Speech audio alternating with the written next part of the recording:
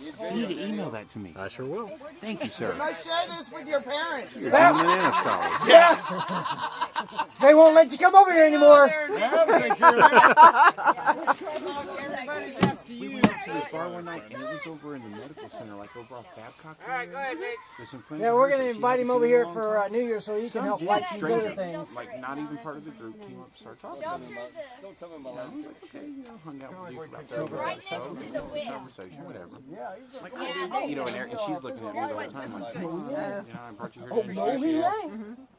Nick, you better smile when you do this shit. Yeah, I think you need to stand right in front of it so we get a face picture of you.